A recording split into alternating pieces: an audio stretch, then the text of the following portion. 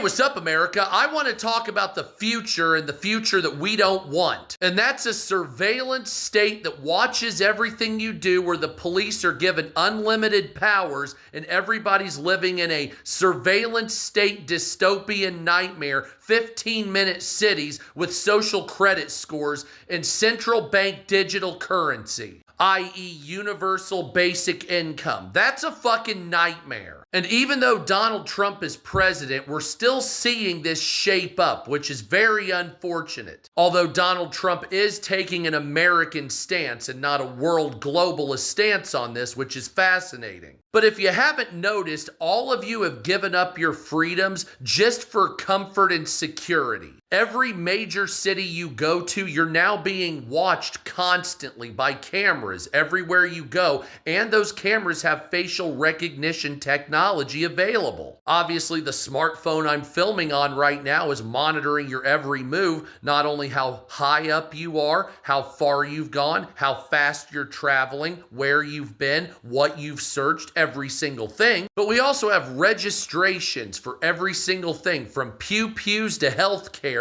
that's being tracked. As a matter of fact, every single thing you do is being tracked by someone. Whether it be a company or a government, every move you fucking make is being tracked now. And so what the goal now is to link all these things together to make a profile of people and limit where you go based on your carbon footprint or what type of offense you have done or things like that. Social credit scores mixed with environmental credit scores, mixed with if you're offensive or not on social media. But if you haven't noticed, all of this takes a great deal of intrusion by governments and companies. 15-minute cities don't just manifest themselves. They're control mechanisms that are put together in a very specific way to monitor and control everything you do. Eventually, it curtails and changes your behavior to a way that matches what the government overlords want you to be. And overall, that criminalizes basic human behavior, takes away your human rights and your constitutional rights on top of that, and it destroys individualism while propping up and helping billionaires and keeping you on the hamster wheel of life, you see.